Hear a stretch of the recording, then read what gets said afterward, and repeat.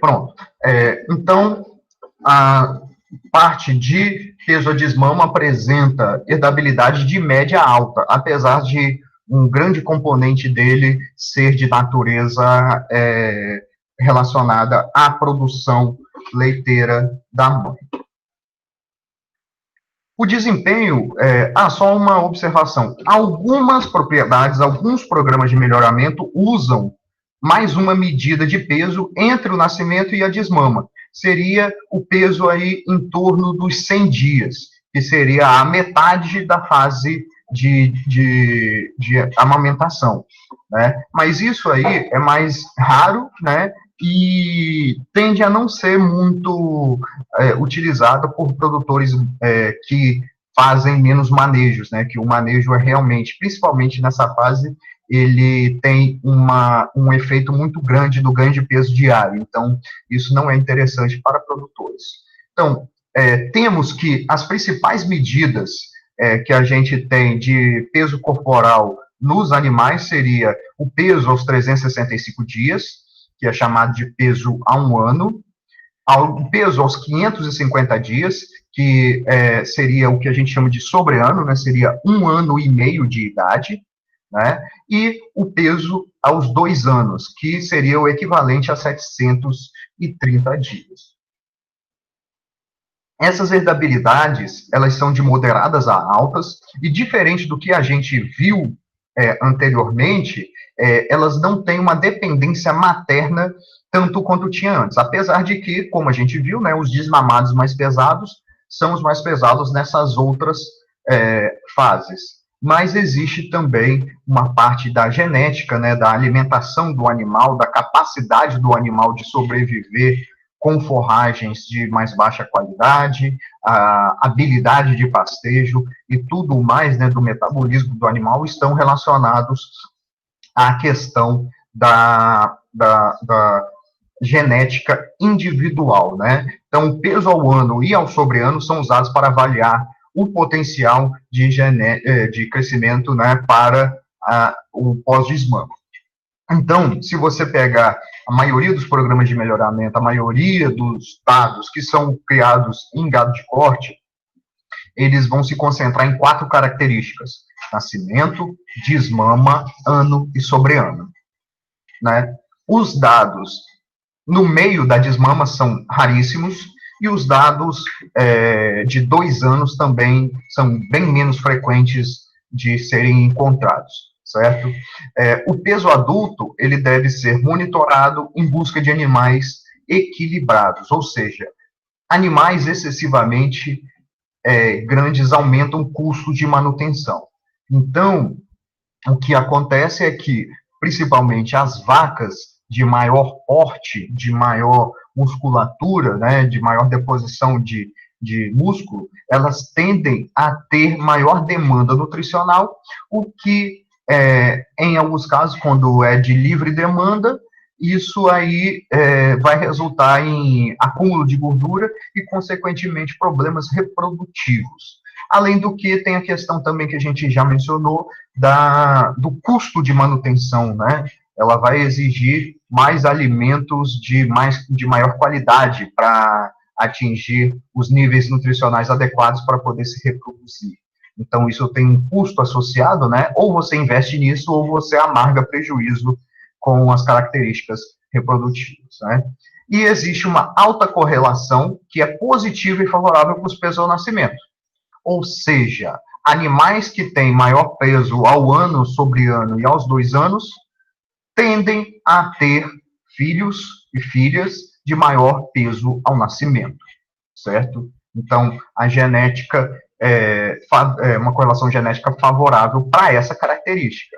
Porém, problemas com peso maduro e reprodução. Os animais de maior crescimento, maior taxa de ganho de peso, maior peso nessas idades do pós-desmama, tendem a ter menor desempenho reprodutivo.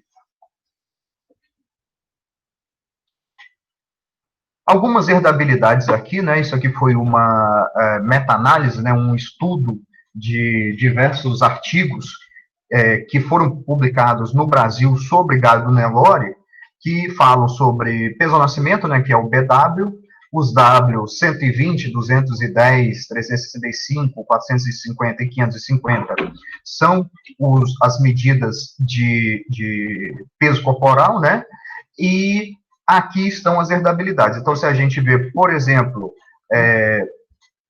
peso ao nascimento, em Nelore, ele tem uma tendência de estar aqui, não só o peso ao nascimento, né, mas o peso até a desmama tem uma herdabilidade em torno de 0,27, 0,25, 0,27, certo? E os pesos pós-desmama tendem, né, a ter uma herdabilidade um pouquinho mais elevada, aí na casa dos 35, 40.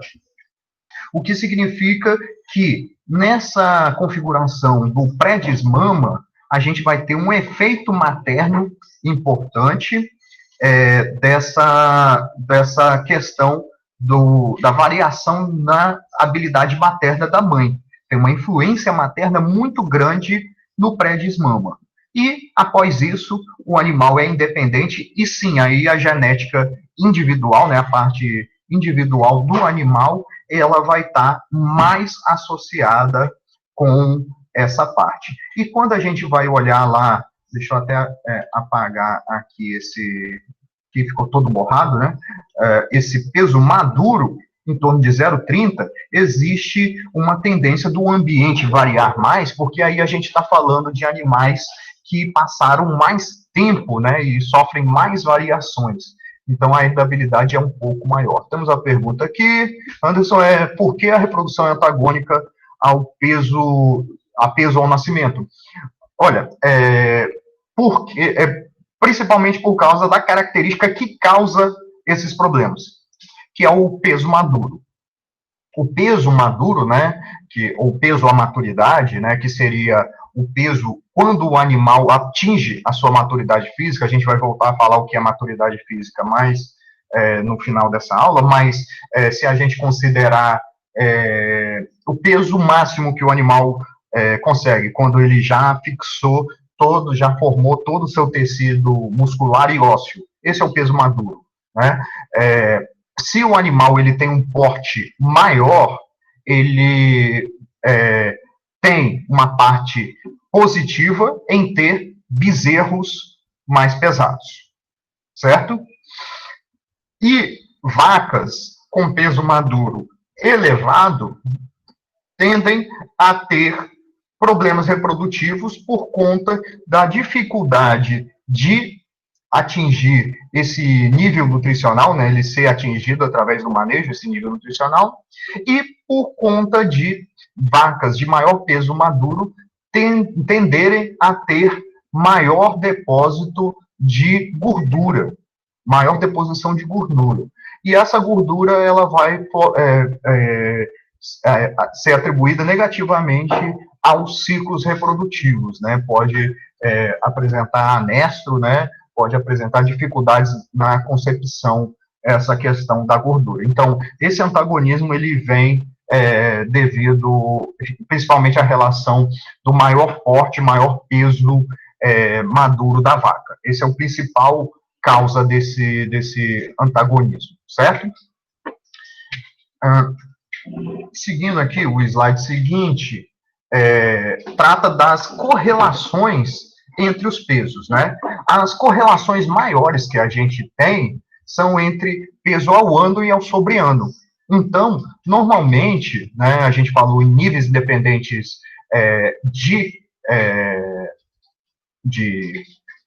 níveis independentes de exclusão, né, ou níveis independentes de seleção, a gente vai ter que o mais comum de se obter, né, seria o peso ao nascimento, o peso à desmama e o peso a 1 ano. Então, como a gente pode ver aqui nessa tabela, os pesos entre o ano, o sobreano e a idade adulta, né, os 2 anos também, aqui não está o peso aos 2 anos nas correlações, mas também tem uma correlação boa, em torno de 96%, 97%, né, de correlação, né, chegando o intervalo de confiança aqui a beirar os 100%, a beirar o 1, né?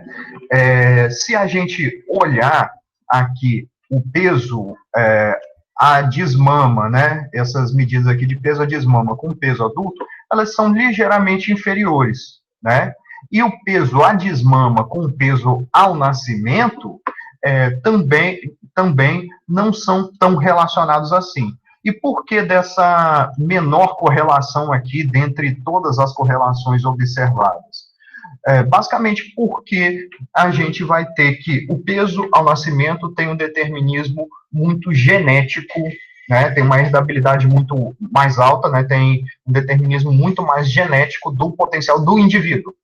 E a desmama depende muito da produção de leite da vaca. Então, a gente tem uma desconexão, assim, bem leve, né? Então, não é uma coisa de ser negativa, né? E sim que a correlação não é tão alta do peso ao nascimento com peso à desmama por causa desse efeito do aleitamento, né?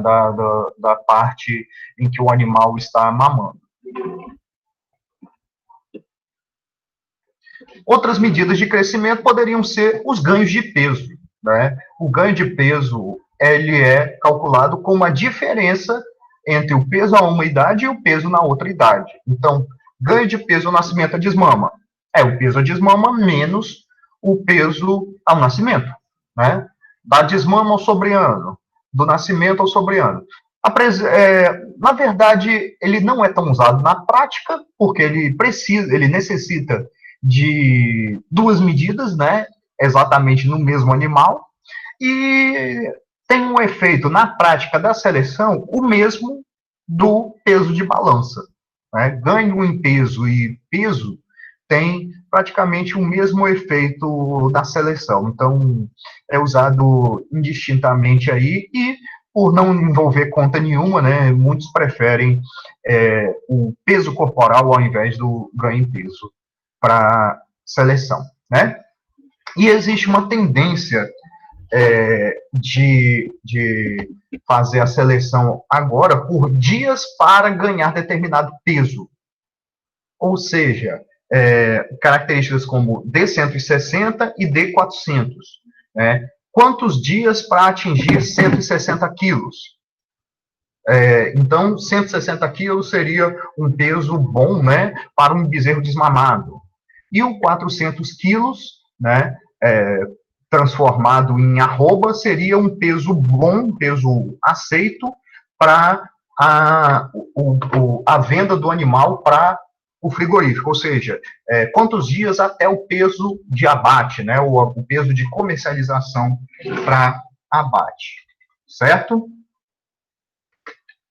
Então, se você transformar estou fazendo a calculadora aqui, por isso que deu uma pausa, se você fizer 400 quilos dividido pela arroba, né, que é 30 quilos, né, 15 quilos de carcaça, isso aí dá em torno de 13,3 arrobas.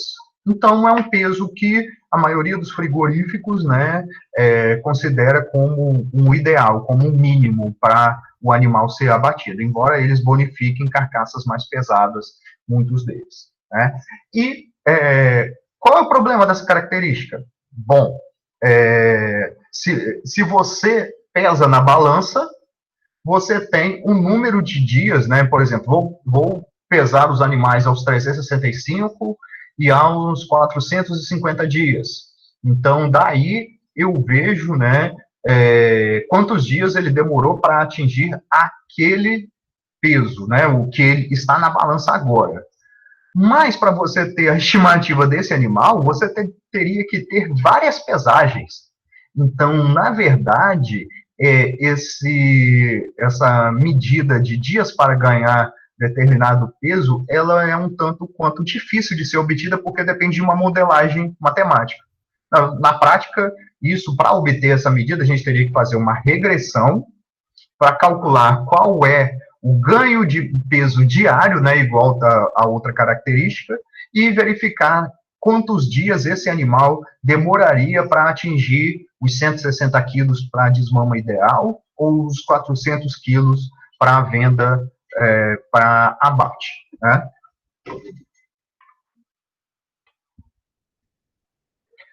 Outras medidas que têm sido implementadas, né, para melhoria da produção seriam a eficiência no uso dos alimentos.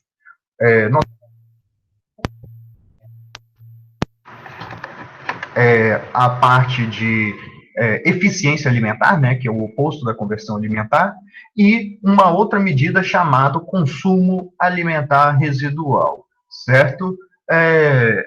Só como curiosidade, eu queria que se manifestasse no chat alguma pessoa, né, qualquer um de vocês, ou então no microfone, que já ouviu falar em consumo alimentar residual e sabe como se calcula. Só por curiosidade aqui.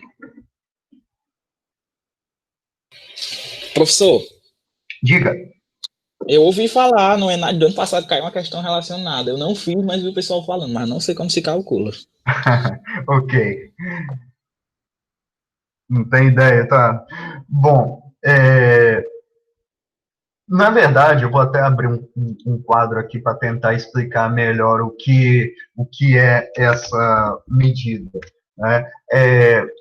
Ela é uma medida muito interessante na parte de melhoramento, né? Mas é também usada como critério para verificar se o desempenho de determinada dieta ela está sendo, vamos dizer assim, coerente com o peso do animal. Então, a medida de conversão alimentar vocês conhecem, e de eficiência alimentar também, né?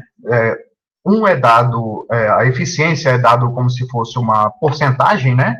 Então, quanto da parte de alimento consumido foi necessária para produzir 1 quilo de produto, né? Ou seja, 1 quilo de peso vivo, ou uma dúzia de ovos, ou 1 quilo de ovos, né? Ou 1 quilo de leite, né? Isso aí vai variar conforme a espécie, né? E a conversão alimentar, o contrário, né? Seria o número de quilos do alimento para formar o quilo do produto, né? Já o consumo alimentar residual, ele é um pouco diferente, porque ele apresenta uma relação do consumo esperado para determinado peso corporal. Então, eu vou sair aqui da apresentação para mostrar para vocês uma tela aqui. Vou colocar em tela inteira. Certo? Então, a gente tem que seria basicamente um gráfico em que a gente teria o consumo de alimento em relação ao peso metabólico, né? O peso metabólico, se vocês se lembram aí, né, nas disciplinas de nutrição, né, e de produção animal, seria o peso do animal elevado a um expoente 0,75, né? E aqui estaria o consumo alimentar, certo? Então, você teria que alguns animais, eles são mais pesados e consomem mais ração, né? Essa é a relação lógica que existe entre as medidas de peso e de consumo dos animais, certo? Então, eu vou colocar aqui, bom, eu já sou ruim para fazer isso no quadro, imagina aqui no computador, vamos lá. Vamos imaginar que a gente tenha uma regressão. O que é a regressão? Regressão é uma reta média, né, que vai ser traçada entre os pontos, não é isso? E aí a gente pode observar, por exemplo, que pode ser o contrário também, eu acho que é o contrário aqui, tá vendo? E só trocar a medida aqui, só que aqui é o peso metabólico versus o consumo, certo? Só para ficar melhor. Então, imagine um animal aqui. Esse animal aqui, ele tem o consumo nesse nível e tem o peso nesse nível, certo?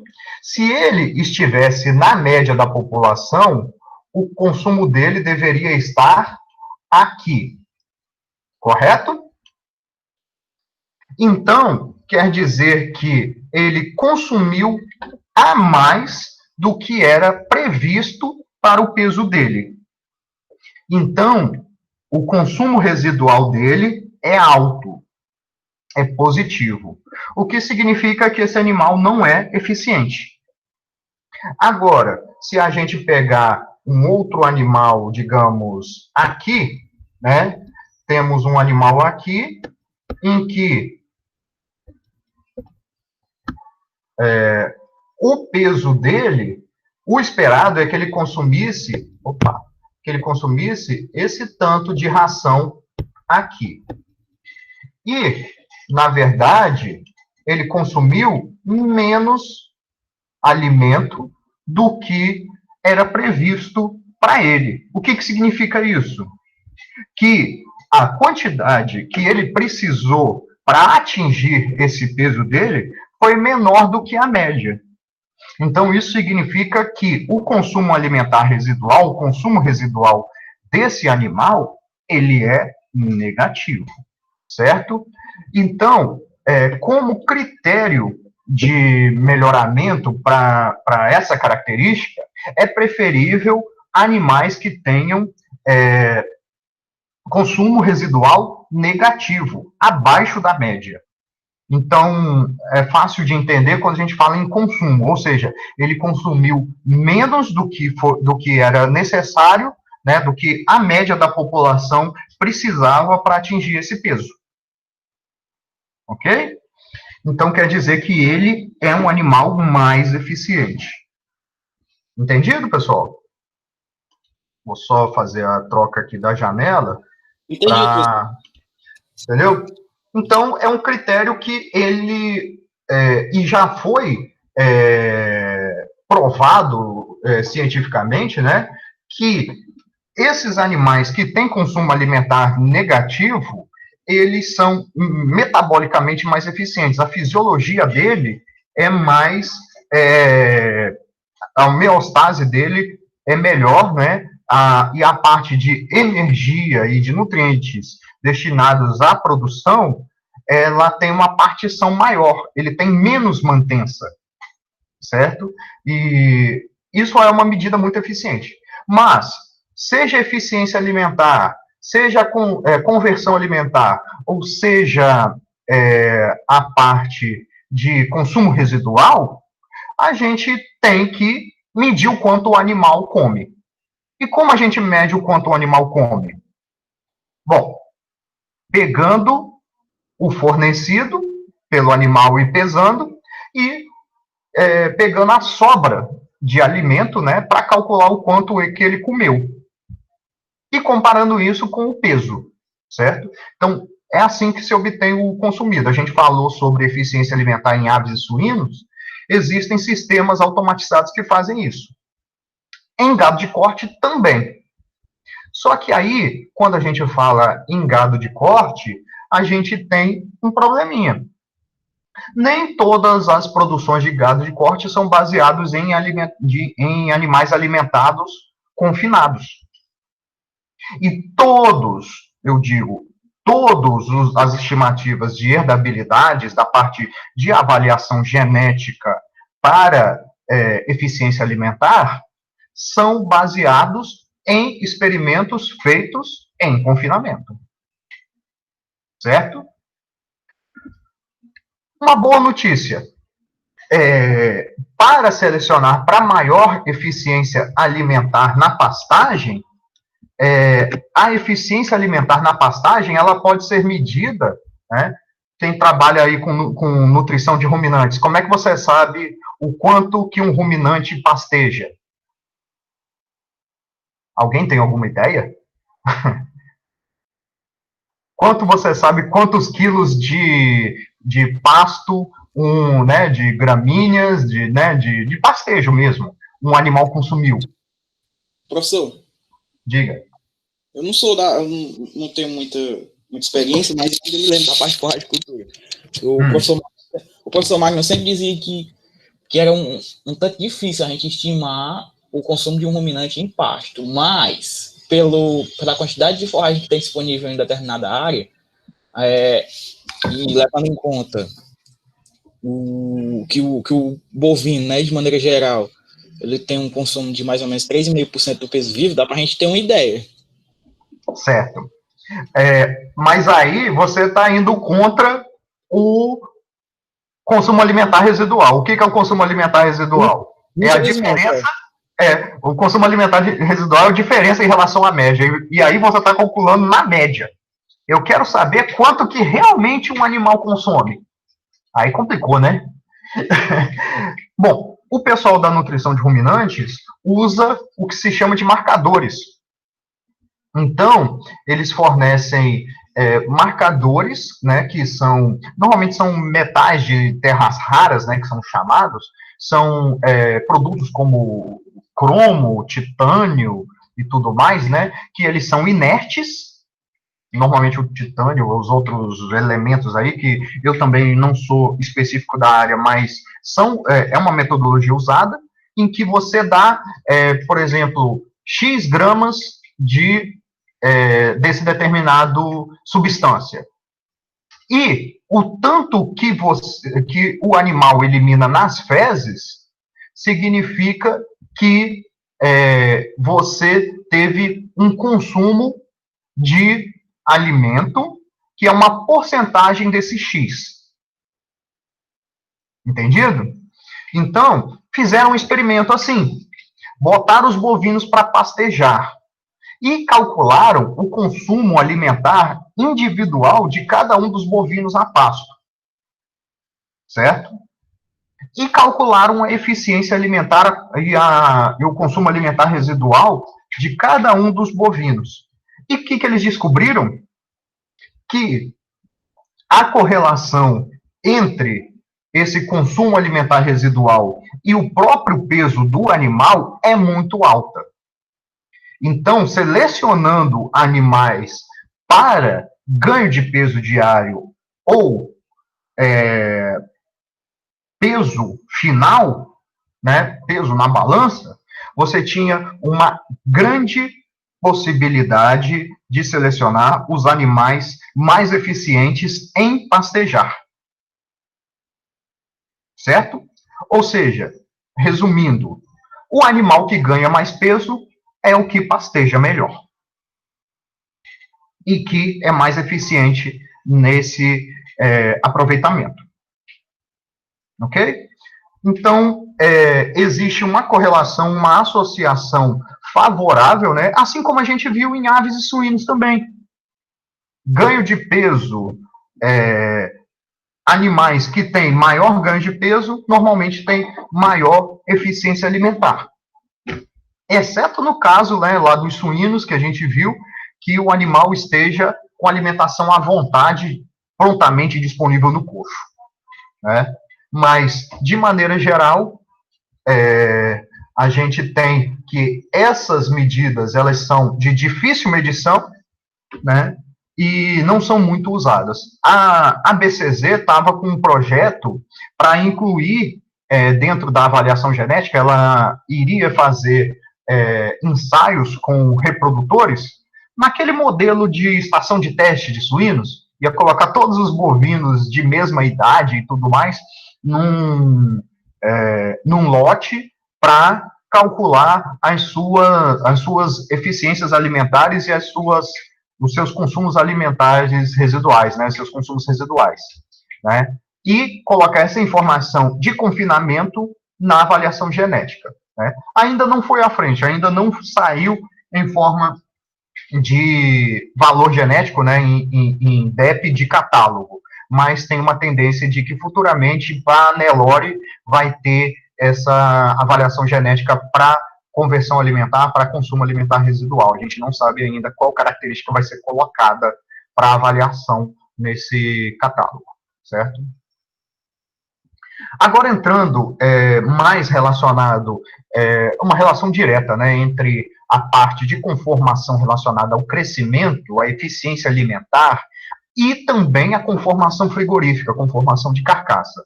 a gente vai dar uma passada sobre um método chamado de epemuras, certo? Na verdade, aqui na aula de hoje, a gente vai focar nas 3 primeiras letras.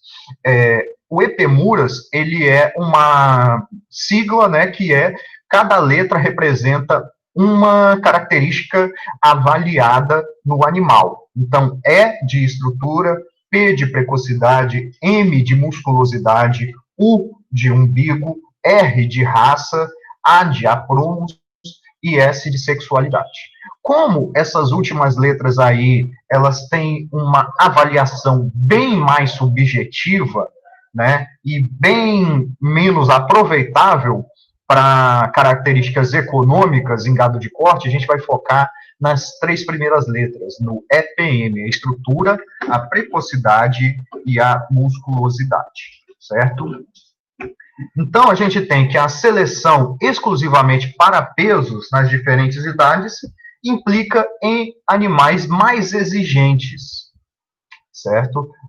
Sendo que nem sempre eles vão corresponder a um animal que vai dar mais lucro, que vai fornecer mais carcaça, né?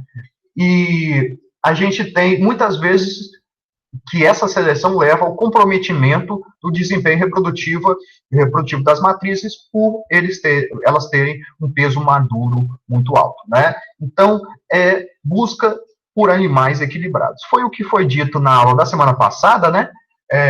Que é a questão de... Não é só sobre peso, é sobre composição do peso, né? Que a gente estava mostrando lá um animal mais curtinho, mais compacto, e o outro que só tinha canela, né? E os dois na balança davam o mesmo peso. Então, o epemuras, né, particularmente o EPM, ele trata da gente entender como funciona essa relação entre o peso e a composição da carcaça, né? Então, a conformação frigorífica é dada por E, né, de estrutura, o M de musculosidade e o P de precocidade do acabamento, certo? Então, é como se a gente imaginasse o animal dentro de uma caixa, né, em que cada uma das medidas dessa caixa, né, da aparência dessa caixa, é usada para a avaliação de uma dessas características. A estrutura corporal é como se a gente tratasse, né, o animal na sua linha dorsal como se fosse a linha superior do retângulo e a sua altura como se fosse a outra parte do retângulo, né? Então, a finalidade disso é predizer, né, visualmente a área que o animal abrange visto de lado, olhando-se basicamente para a relação comprimento e altura, né, o que é chamado de frame size, né, o quadro do animal. Então, quanto maior esse quadro, maior a possibilidade de produção desse animal, certo? Então, essa estrutura é muito importante, tão importante quanto a balança aí nessa medida. Então, a estrutura corporal, ela pode ser obtida de maneira objetiva, né, pela altura do posterior. Isso porque, normalmente, os animais, eles têm comprimentos corporais muito similares, devido a terem o mesmo número de vértebras, né, e a mesma tendência de comprimento corporal por causa da uniformidade da raça, o que varia a estrutura corporal, principalmente, é a altura do posterior. Então, você pode medir através de uma fita métrica, né, uma régua, e medir a altura do posterior como um indicativo da estrutura corporal. A precocidade, ela vai ser avaliada, né, pela relação que existe entre a profundidade de costelas e a altura dos membros, né? Foi o que a gente viu na aula da semana passada, né? Verificaram que animais estar mais comprida, ele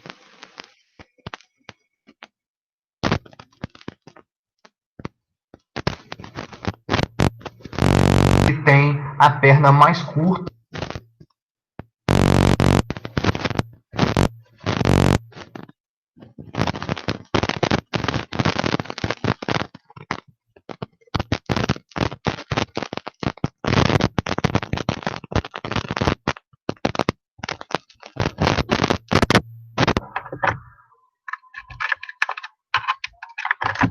Melhorou agora? Alô? Certo? Ok. Beleza. Então, repetindo aqui, a gente vai ter que essa relação aí, principalmente na parte torácica, vai ter maior relação com a questão da capacidade pulmonar, né? A capacidade cardiovascular, e também tamanho do rumen, né, a estrutura, né, para armazenamento de alimentos, né, apreensão e digestão de alimentos. E a questão das pernas, né, quer dizer que um animal que tem as pernas mais compridas, eles tendem a ter na balança um peso superior, porém, sem que esse peso de balança reflita em bom rendimento. Ele vai ter um menor rendimento de carcaça, ou seja, muito do peso dele vai para ossos e partes não aproveitáveis diretamente como carne, né? Claro que o frigorífico não perde nada, né? Ele usa os ossos, processa para venda de farinha de carne e ossos, e usa, né, a parte de gelatina e tudo mais, né, o mocotó e tudo mais. Então, mas, comercialmente, claro que a carne vale mais do que isso. Então, animais que têm membros mais curtos, eles tendem a ser mais aproveitados em termos de porcentagem de rendimento de carcaça. Então, só tratando de estrutura e precocidade, né, eles são avaliados como scores, como notas, né? Então, aqui a gente tem uma ilustração dessa caixa, né, de um animal que tem uma estrutura, né, o frame, que seria o retângulo inteiro, de 5, e uma nota para a proporção da parte torácica em relação aos membros, que é uma nota 2. Um animal que tem uma maior proporção tórax em relação aos membros, né, ele tem uma nota, por exemplo, aqui, 5,4. Ou seja, é a mesma coisa aqui, ó, em termos de frame total. O quadro total do animal continua 5, mas a nota dele aumenta porque ele tem uma relação tórax em relação aos membros, né, muito maior. Então, ele tem uma possibilidade muito maior de rendimento, né? Aqui um animal que é muito superior, tá? Com nota 6 para essa relação. E, por último, né, a última letra do EPM aqui que a gente vai apresentar é o de musculosidade. Então, a musculosidade é avaliada através das evidências de massas musculares, e principalmente associadas à questão aqui do traseiro do animal, onde estão as carnes mais nobres e mais valorizadas no mercado, né, e do posterior do animal, bem como também a questão aqui da pá do animal, né, que vai estar mais associada também com essa evidência, essa aparência de musculosidade, ela vai estar mais relacionada com o rendimento de carnes. Quer dizer que um animal que tem poucas massas musculares evidentes, ele tende a ter menos rendimento de carcaça porque ele tem menos músculos, né? Então, o principal componente da carne, né, apesar da carne apresentar diversos componentes, como a gordura, como os tendões, né, e tudo mais, né, que possa fazer parte, né, aqui a gente vai ter que o rendimento vai estar muito mais relacionado ao músculo, né? O tecido muscular. E aí, um estudo do Dr. William Cury, filho, sobre essas características, né? Em que foi feito as medidas de estrutura, peso, musculosidade e a altura de posterior e o peso na coleta. Se a gente observar esta coluna aqui, que apresenta a herdabilidade, a gente vai ver que a estrutura, ela tem uma herdabilidade mais moderada, mas que a precocidade e a musculosidade apresentam muita variação no Nelore e uma variação que ela é mais herdável. Então, o sistema EPM, né, o EPMURAS, ele não vem para substituir o ponderal, ele não vem para tomar lugar do peso da balança, ele vem para contribuir com que a gente tenha uma medida precoce que prediga o rendimento de carcaça do animal, né, e a parte de desenvolvimento dele a campo, certo? Então, é só um complemento, isso não tem o objetivo de substituir essa característica. Exemplo prático aqui. Aqui ele classificou também o umbigo, né? Então, essa avaliação aqui de umbigo, que é o U, né? Ela está relacionada com a colocação aqui, né, do umbigo e do prepúcio aqui do animal. Se ele está mais aderido, ele recebe notas melhores. Se ele está mais pendular, né, ele recebe notas piores. Mas vamos focar aqui no EPMU, né, a estrutura e a relação de precocidade. Um animal que tem melhor nota de estrutura é este último animal aqui. Tá vendo? Ó, que ele é mais alto. Porém, se a gente considera a questão da precocidade, a precocidade, ela trata a proporção aqui da medida de tórax, abdômen, com a altura de membros, certo? Então, esses animais aqui, eles vão ter diferentes medidas. Olha só esse animal aqui, a diferença que tem para esse animal e a diferença que tem para este animal aqui. Em termos de precocidade, isso aí se torna visível, certo? Por último, a questão de musculosidade, né? Os animais são bem similares em musculosidade, mas esse animal aqui, a gente pode ver que tem menos evidências de musculaturas aqui, por exemplo, aqui no traseiro, certo? E na linha dorsal também, ele tem aqui, ele é um tanto quanto mais descarnado do que os outros, certo? Então, dentro desse lote, esses animais são avaliados aqui, e essa informação, nem sempre ela vai estar no mesmo sentido dos pesos, certo?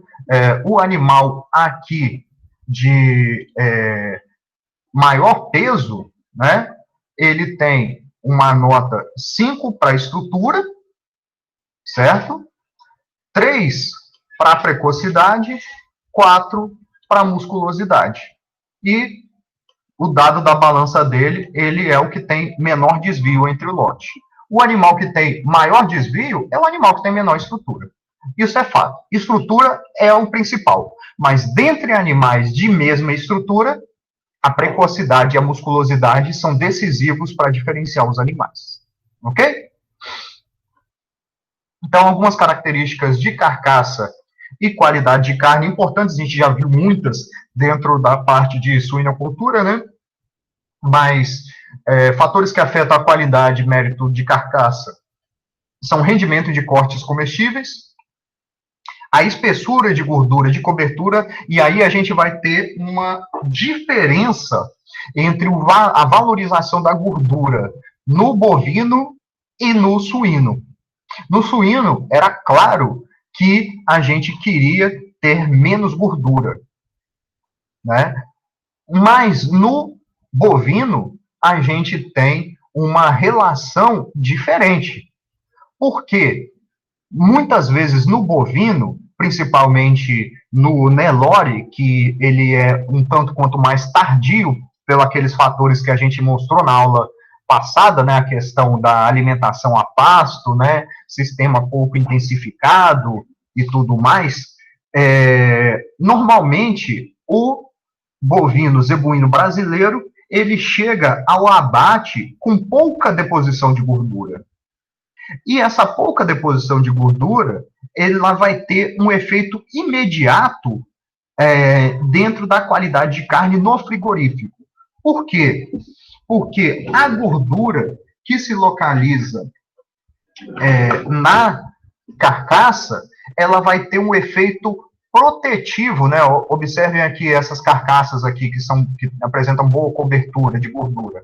Eles vão ter um efeito protetivo da carcaça contra o ressecamento causado pelo resfriamento. Enquanto que aqui, animais com menor deposição de gordura, menor capa de gordura, vão ter a qualidade de carne reduzida, a carne ressecada e, dito popularmente, queimada pelo frio, certo? Então, a cobertura de gordura na carcaça é um item que é muito importante para a percepção de qualidade no termo do frigorífico. E outra coisa também, a carne que apresenta mais gordura, ela é mais bem aceita porque ela está associada com um melhor sabor e com mais maciez.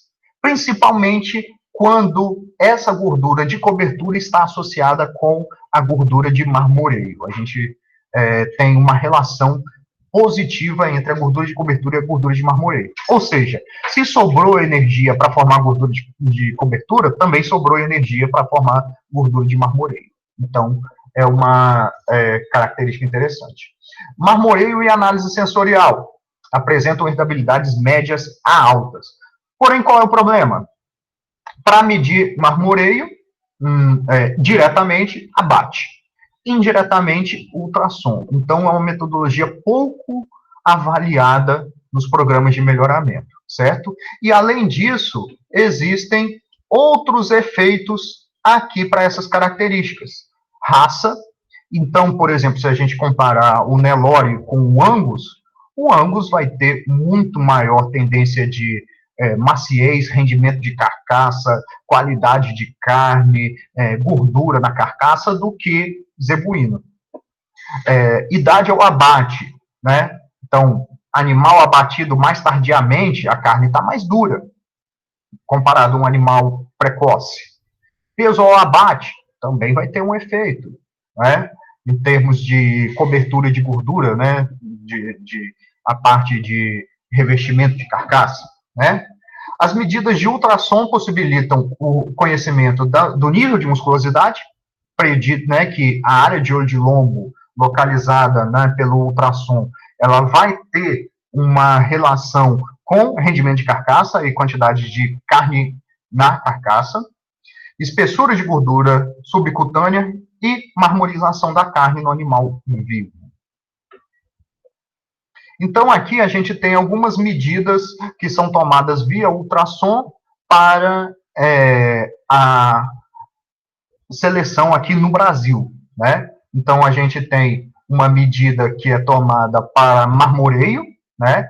Então, a medida tradicional, né, de área de olho de lombo e espessura de gordura subcutânea, que a gente viu lá nos suínos, é padrão para todas as espécies, ela está aqui na altura da 13ª costela.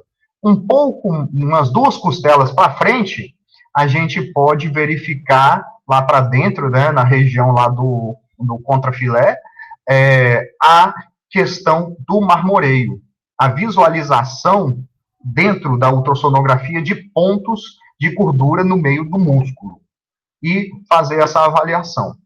E, por último, a gente tem aqui uma medida que praticamente só tem no Brasil, né? Eu não conheço nenhum outro programa de melhoramento fora do Brasil que avalie tamanho da picanha, né?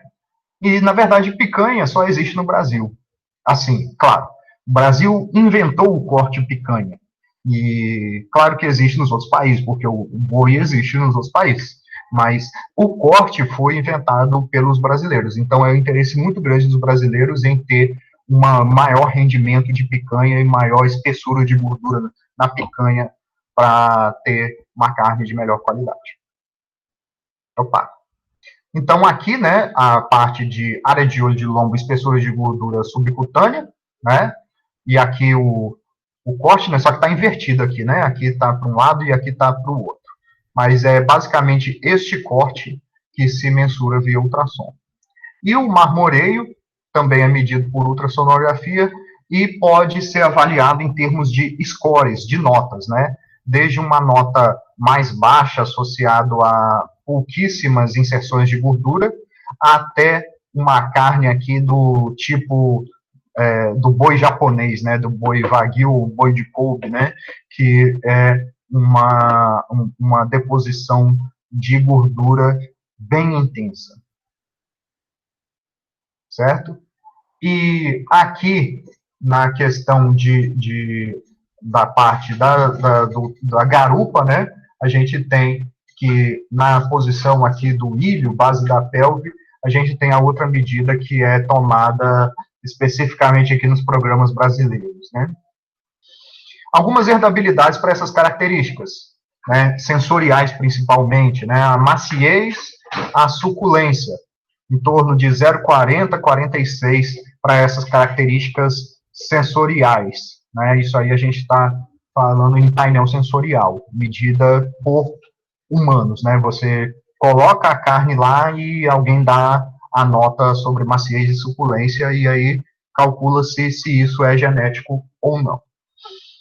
Marmorização tem uma herdabilidade excelente e já foi detectado dentro de animais da raça Nelore marmoreio equivalente à média do Angus. Claro que a média do Angus tem animais Angus que são superiores e aí o Nelore não vai alcançar. Mas já foi detectado dentro da raça Nelore reprodutores que têm grau de marmoreio equivalente, né, um score, uma nota equivalente à média do Angus. E tem também, né, uma outra medida, agora uma medida química, né, que é a atividade da calpaína. A calpaína, junto com outra enzima chamada calpastatina, elas são enzimas que atuam no processo de maturação da carne. Então, à medida da transformação do músculo em carne, essas enzimas estão ativadas. E a seleção para essas enzimas, ela é eficiente, porque a herdabilidade está em torno dos 40%. Então, é possível, sim, melhorar a qualidade de carne via seleção, embora isso implique em custos no programa de melhoramento, né? Coleta de material químico, formação de painel sensorial, né?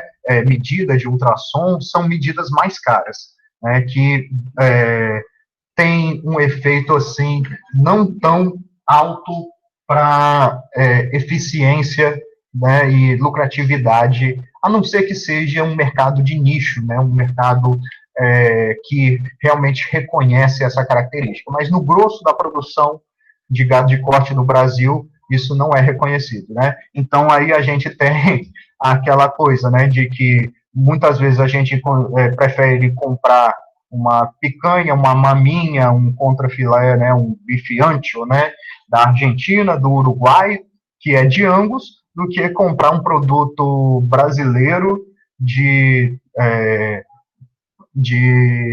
produzido com Nelore, porque a gente não tem garantia de que um produto brasileiro chegue a esse nível, né? São raras as ocasiões em que o produto brasileiro de zebuíno chega nesse nível do taurino europeu. Europeu, mas criado na Argentina e Uruguai, né? Isso me fez lembrar um dia que eu que estava no restaurante e o cara falou que tinha ovelha, né? Aí a ovelha era uruguaia. Eu falei assim, meu Deus do céu, o tanto de ovino que tem aqui nesse Ceará e o cara trazer a ovelha lá do Uruguai e para vender aqui, né? Mas são os contrassensos que a gente tem aqui da nossa produção, né? Maciez da carne, né? Uma das medidas indiretas de maciez da carne seria a medida de força de cisalhamento. E o que é a força de cisalhamento?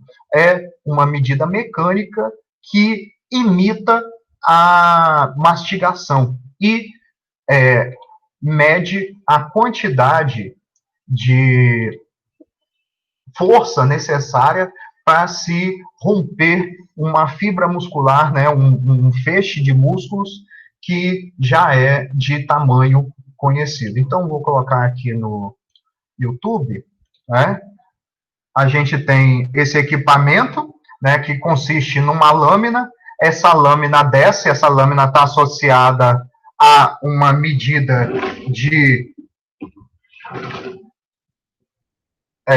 tensão, né, uma medida de força, e quando o músculo se rompe, esse equipamento quantifica a quantidade de força necessária. Aqui, né, vou até pausar. Aqui está mostrada a quantidade máxima de força que foi utilizada para que o feixe de músculo fosse rompido, certo? Então, eu vou até tirar aqui, onde estava? Não. É no YouTube mesmo que eu estava, né? Ok. Vou voltar à projeção para facilitar aqui.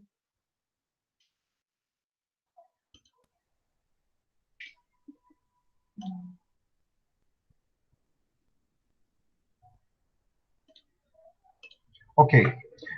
Retornando aqui para a apresentação, para o PowerPoint, a gente tem que, no final das contas, a gente tem que focar no que vai dar maior lucratividade. Então, esse trinômio de precocidades, ele tende a levar a um objetivo econômico favorável, né, um resultado econômico favorável. Então, são 3 precocidades que devem ser atentadas: precocidade sexual, precocidade de crescimento e precocidade de acabamento. Então, precocidade sexual, os critérios de seleção utilizados seriam idade à puberdade, né, observação do primeiro cio fértil, probabilidade de prenhez aos 14 meses e idade ao primeiro parto. A precocidade de crescimento seria associada ao ganho médio diário, à produção, né, o número de dias para atingir um determinado peso, né, os 160 ou 240 quilos, né, que são importantes no processo de comercialização, né, de otimização da produção, e a de acabamento. Então, acabamento refere-se à velocidade em atingir a puberdade, com completo crescimento ósseo e a maior parte do conjunto muscular com o abate antes dos 24 meses, certo? E aí, dentro desse sistema precoce, antes dos 24 meses, a gente tem 2 categorias.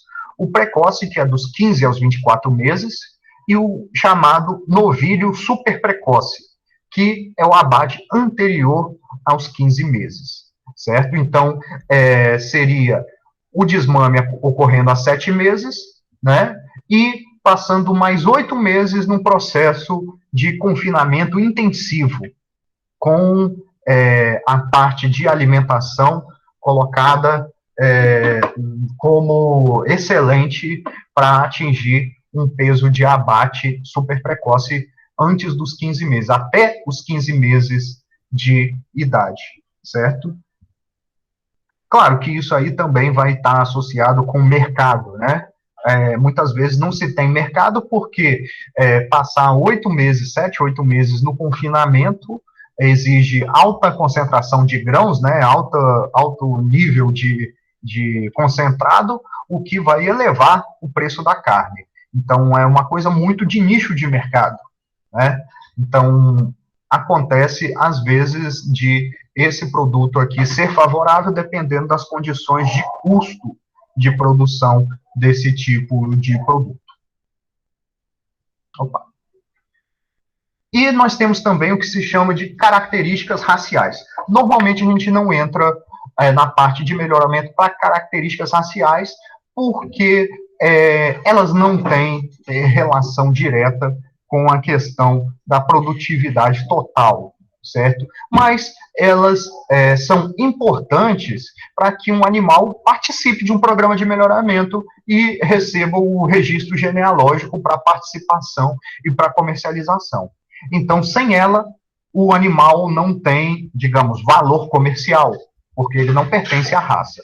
Então, defeitos fenotípicos, variações na cor, variação na forma anatômica do animal, né, a questão da caracterização racial em termos, a gente pode dizer assim, da geometria do crânio, né, se o crânio é côncavo, convexo, se a orelha é em ponta de lança, se a orelha é caída, se a face é masculina, se os machos têm características faciais masculinas, se a fêmea tem características femininas em relação ao olho, todos esses detalhezinhos, eles não vão melhorar a produção.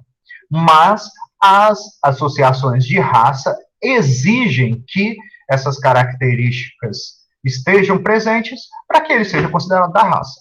Por isso, a gente tem que levar em conta, né, e dentro de um processo aí de exclusão de animais, excluir animais com essas variações fenotípicas, né? Opa!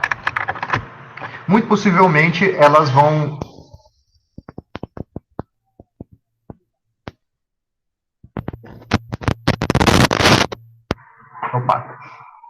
e vão estar associados à presença de outras raças e cruzamentos indesejáveis aí no meio da composição da população. E a última característica que a gente vai ver dentro dos critérios de seleção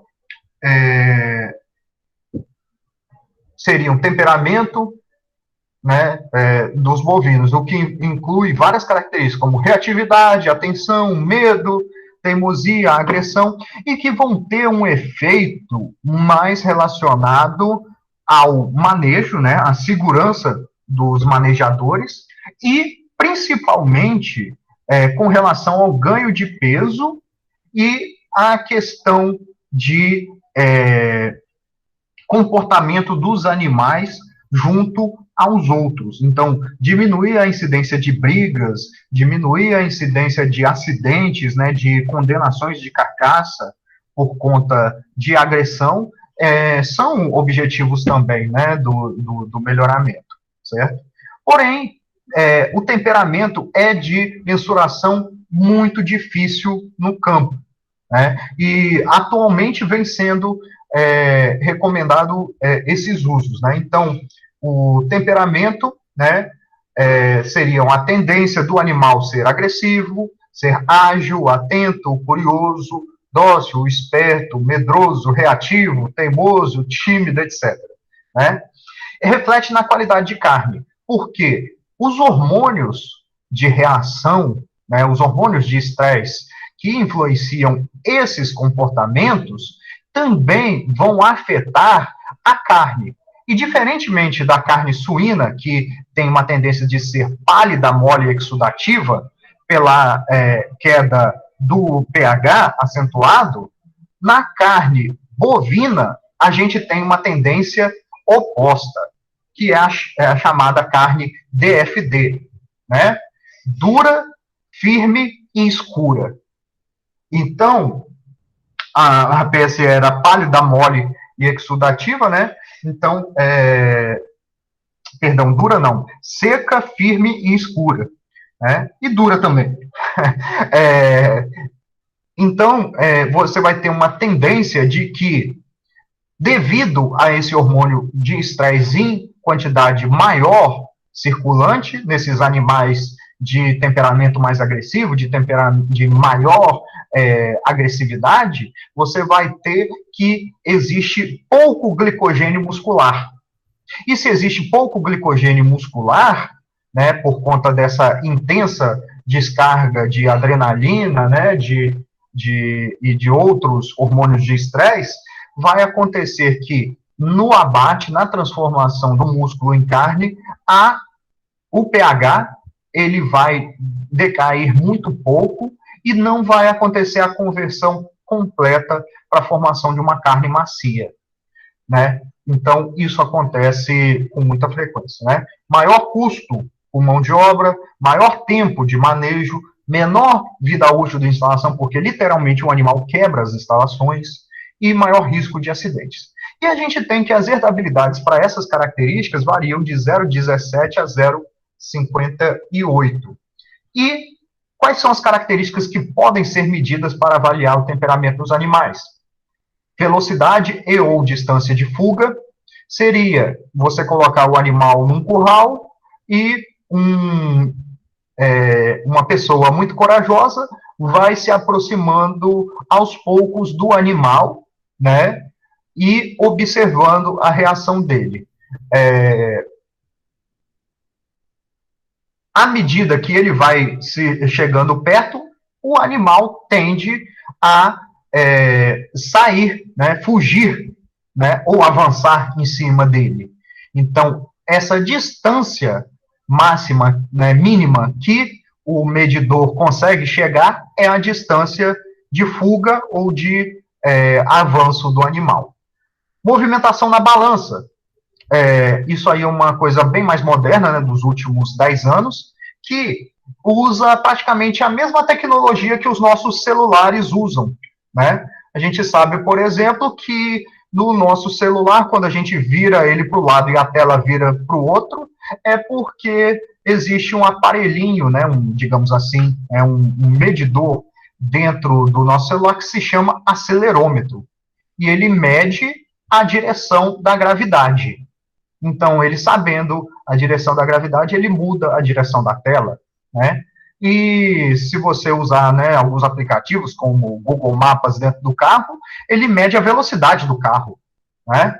Então, o que é esse score de movimentação da balança usa um medidor, né, um sensor de aceleração da balança, e se o animal gerar pouca aceleração na balança, ele é um animal mais calmo. Se ele gerar muita tremor, trepidação dentro da balança, quer dizer que ele é mais agressivo. Então, é uma medida que ela vem sendo aprimorada nos últimos anos por conta de uso de dispositivos móveis. Então, você pode colocar um dispositivo embarcado no bovino e verificar o comportamento deles, certo?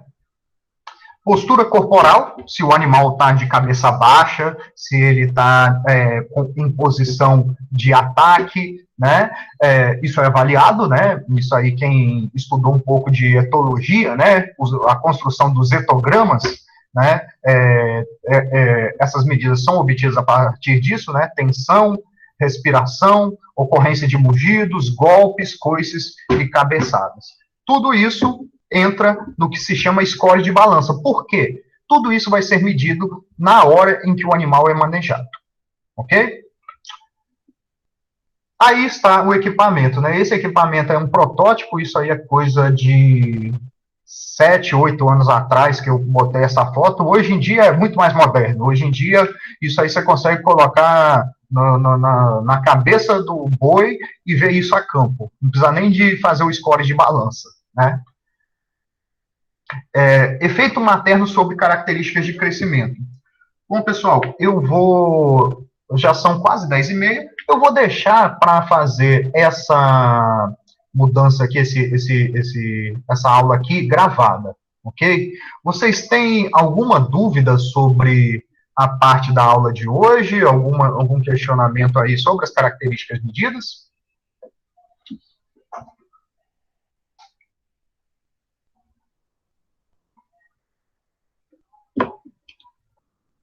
Mais alguém? Alguma coisa? Não, professor, tenho não. Ok? Certo. Então, vamos finalizando a aula de hoje, né? Senão vai ficar muito... essa parte de efeito materno mesmo tem uns 15 slides, então é capaz da gente terminar às 11 horas se a gente continuar ela. Então, vamos finalizar agora e vou deixar gravado. Beleza? Então é isso, pessoal. Bom final de semana. Até mais para vocês. Beleza? Professor? Diga. O envio da segunda parte de estudo da indústria para domingo, né? Dia 13. Sim, sim. Está certo. Obrigado. Até mais. Tchau.